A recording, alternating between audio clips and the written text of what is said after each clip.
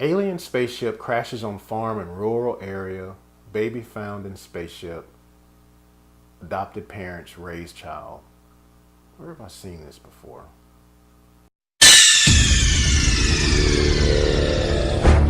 Subscribe!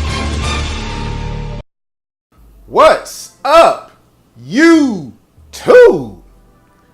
Thank you all for watching my channel, Downtime with DeMille. I hope y'all are having a fabulous Monday today. Today, I have the Brightburn movie review for you coming up in just a moment that I'm gonna get into. So I want you guys to pull up a chair, get comfortable, relax, and I'm gonna tell you what I think about this movie. Very interesting. Check it out. So the movie Brightburn is directed by David Yarbosky, produced by James Gunn and David Hwang.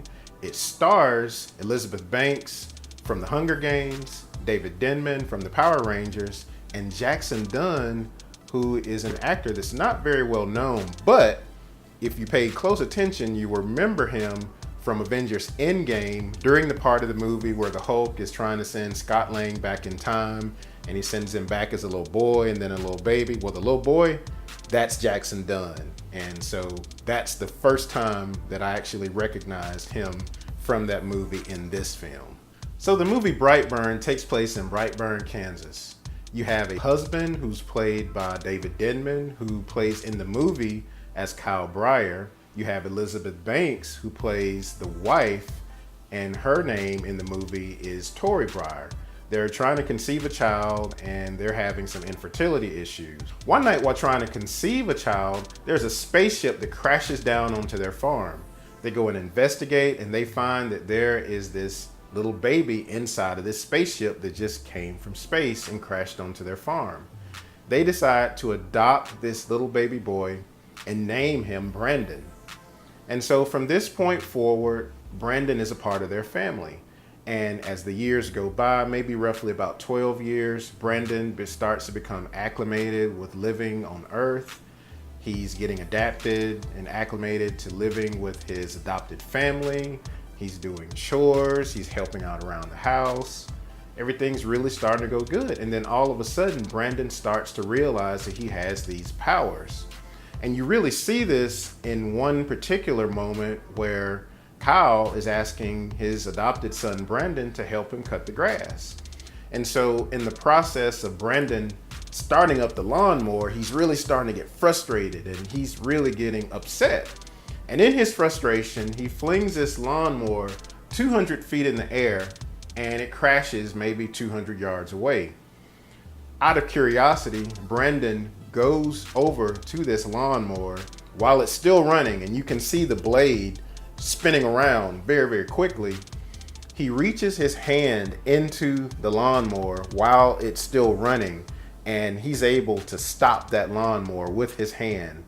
The camera looks at his hand and there are no cuts or anything, and the lawnmower stopped. Brandon is completely fine.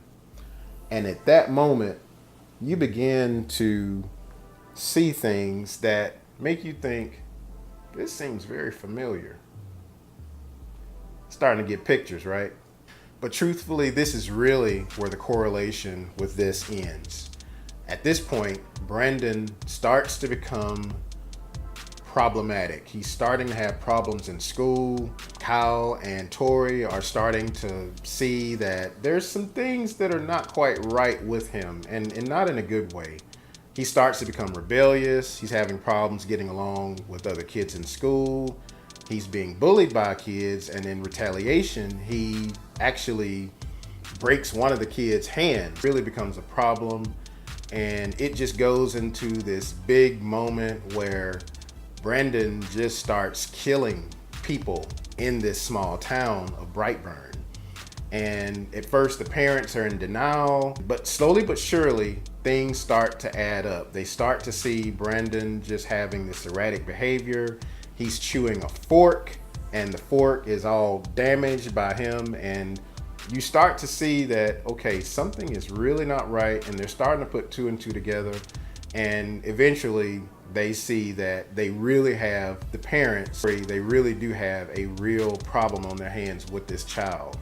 And that is basically your main point of the movie. One of the things that I do think that is interesting about this movie that I'm not real sure about, you kind of have to ask yourself, is this movie connected to the DC universe in any way?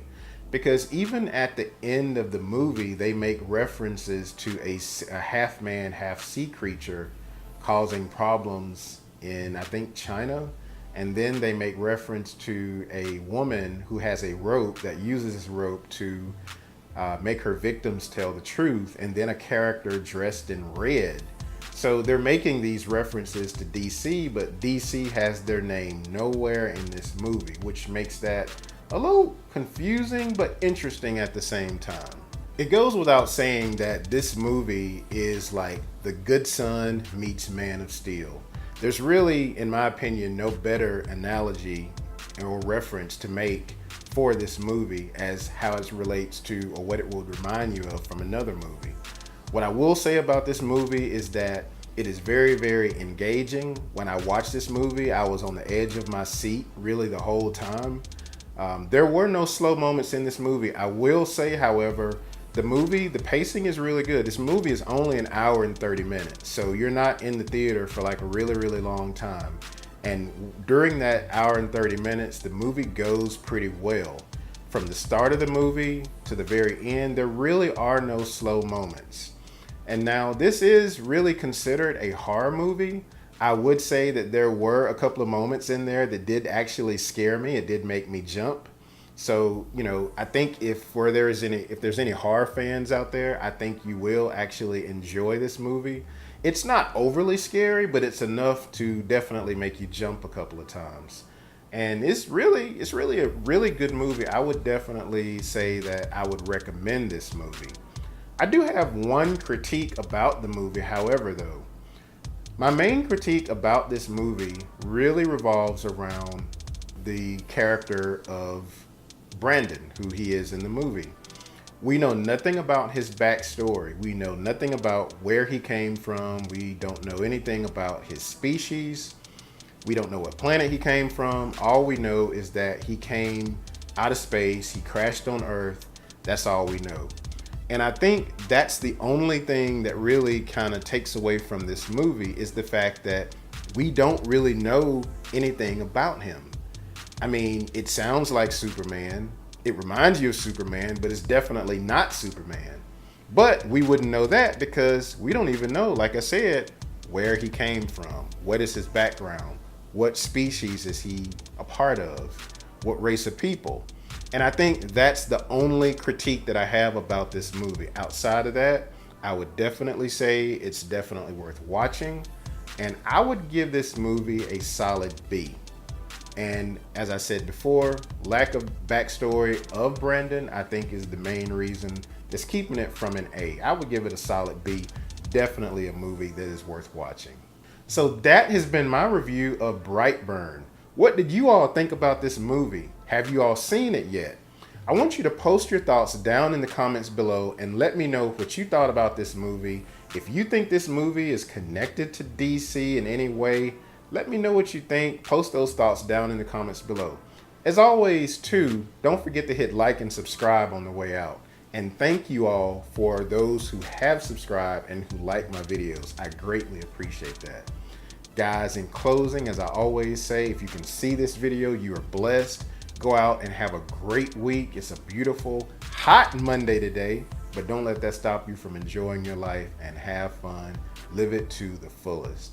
And as always, what are you gonna do in your downtime? Peace.